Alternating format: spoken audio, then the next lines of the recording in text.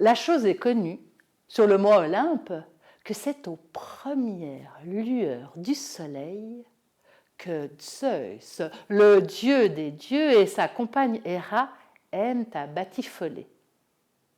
Alors, il est évident que les habitants de l'Olympe sont habitués d'entendre, dès que le soleil se lève, râles, chuchotements, gémissements.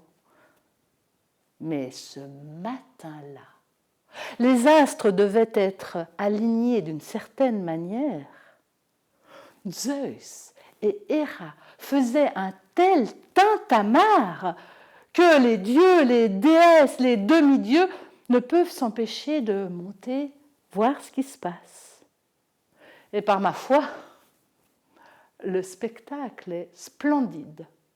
Tous les dieux sont assis sur des nuages et observent le couple divin qui, ensemble, arrive au plaisir suprême, dans du tonnerre, dans des éclairs. Puis, le silence se fait et le couple redescend sur leur lit de nuages.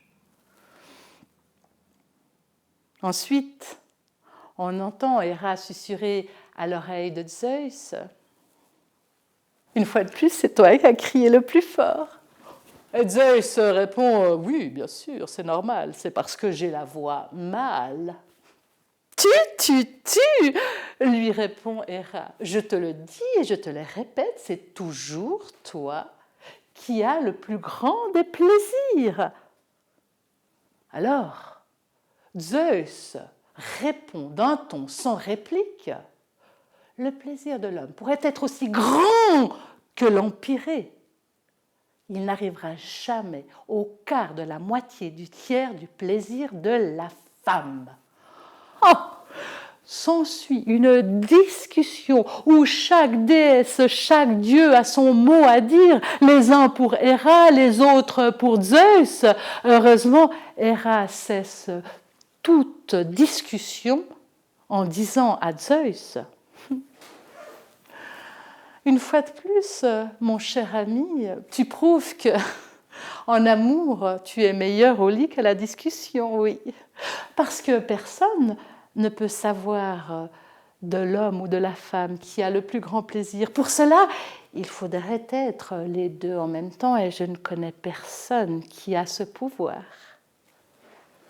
Et Zeus lui répond: ma chère amie, tu te trompes. Il existe un être qui s'appelle Tirésias. C'est un simple mortel et je le surveille depuis un bon moment déjà. Tirésias, comme tout le monde le sait, est un oracle. Et Tirésias, c'est notamment lui qui a annoncé à Oedipe qu'il allait coucher avec sa mère, qu'il allait tuer son père et que ses enfants seront bien pires que lui. Mais avant ça, Tirésias a été un jeune homme, comme tout le monde, avant d'être représenté avec sa longue barbe blanche, ses yeux éteints et sa robe mi-homme, mi-femme. C'est l'histoire de Tirésias, ce jeune homme que Zeus raconte aux habitants de l'Olympe. Tirésias est en train de faire une sieste magnifique sous un acacia lorsqu'il est réveillé en sursaut par un couple de serpents enlacés dans les frasques de l'amour. Effrayé, Tirésias trouve un bâton et tape sur les deux serpents, tuant la femelle sur le coup. Le mâle, désespéré, se jette sur Tirésias, lui jette son venin et le maudit à tout jamais. Lorsque Tirésias se réveille, il se rend compte que c'est une femme. Et il se dit, par ma foi, il y a bien pire comme malédiction, et le voilà qui s'en va vivre sa vie de femme.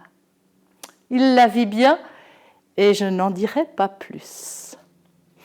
Mais au bout de 7 ans, Tirésias revient sous l'acacia, cherchant 2 autres serpents qu'il trouve, et cette fois-ci, il tue le mâle. Et la femelle désespérée lui jette son venin et le maudit à tout jamais. C'est ainsi que Tirésias redevient un homme. Et chaque 7 ans, Tirésias devient homme ou femme grâce au serpent. Et c'est ainsi que finit l'histoire de Zeus.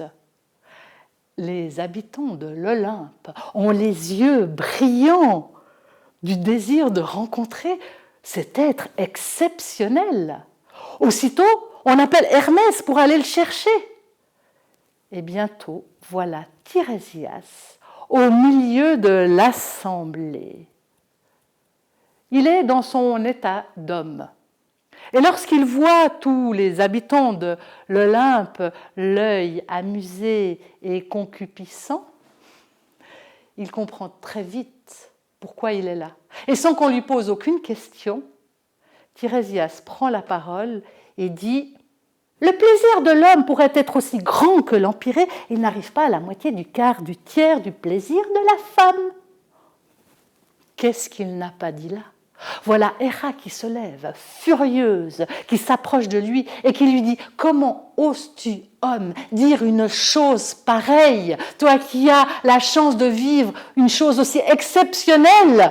Aveugle tu as été, aveugle tu seras. » Héra lui crache au visage et Tirésias devient aveugle. Héra, toujours furieuse, s'en retourne dans ses appartements, suivie par tous les habitants de l'Olympe, laissant le pauvre Tirésias et Zeus désespéré. Zeus qui ne peut rien faire contre ce que sa femme a fait, si ce n'est donner à Tirésias le don de voyance pour se faire pardonner. Il prend un peu de salive, en met sur les yeux de Tirésias, et voilà qu'il retrouve la vue, mais la vue intérieure. Les voilà seuls. Zeus ne peut s'empêcher de demander à Tirésias « Dis-moi, tu as dit la vérité ?»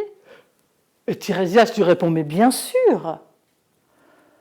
Alors Zeus se met à réfléchir, puis demande à Tirésias « Mais dis-moi, il y a une chose que je ne comprends pas. Si c'est tellement extraordinaire d'être une femme, pourquoi tu redeviens homme tous les 7 ans ?» Tirésias sourit et lui dit « S'il est extraordinaire en amour d'être une femme, pour le reste, c'est extrêmement pénible.